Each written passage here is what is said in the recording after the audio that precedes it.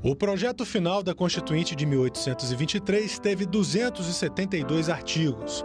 O texto foi resultado dos 6 meses em que os deputados constituintes trabalharam até a dissolução da Assembleia por Dom Pedro I, descontente com a limitação dos poderes da Corte.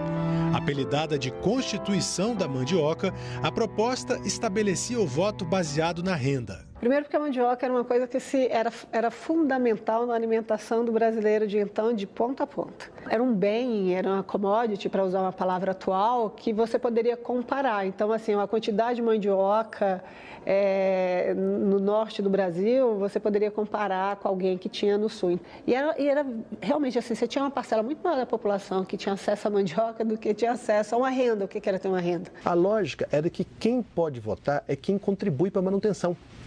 Essa era a lógica que existia dentro do país. Aqueles que contribuem para o Estado, para dar as taxas, com os impostos, com as rendas, esses votam. Os que votam 2 vezes, votam 3, outros não. E o que foi medido para fazer isso foi a questão que foi chamada dos alqueires de mandioca, equivalente. Não era mandioca, mas era equivalente, era uma forma de ter uma medida. A primeira Constituinte não combateu a escravidão, mas tentou incluir os homens libertos entre os cidadãos brasileiros. O trecho aprovado pela Constituinte sobre quem seriam os cidadãos brasileiros, havia sido aprovado que os africanos escravizados que se tornassem livres, que se tornassem libertos, eles seriam brasileiros. A Constituição de 24 não dá esse direito a eles. Como era uma Constituinte composta por donos de escravos, porque só eram eleitos só os que tinham posses poderiam ser membros da Assembleia Nacional Constituinte.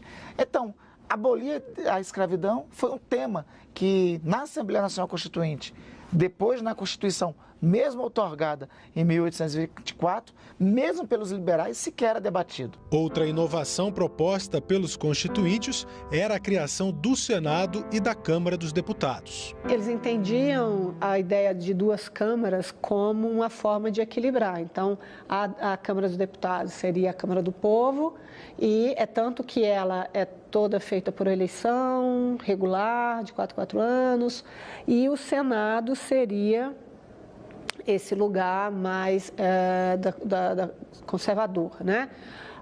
Com vitalício. Então já começa essa discussão ali.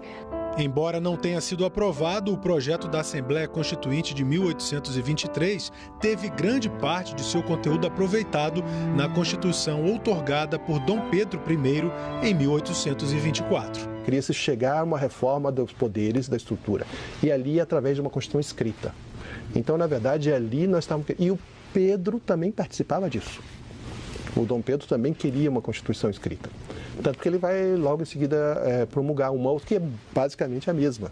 Como nós vimos, camadas da população brasileira desejavam ter a primeira Constituição. O processo da Assembleia Constituinte de 1823, com seu projeto final, a chamada Constituição da Mandioca, foram passos importantes e decisivos nesse sentido. Mas a primeira Constituição mesmo do Brasil foi a de 1824, outorgada pelo imperador. Essa aqui é uma réplica dessa Constituição, a primeira do Brasil, guardada aqui no Arquivo do Senado e tema da nossa próxima reportagem. Não perca na TV Senado.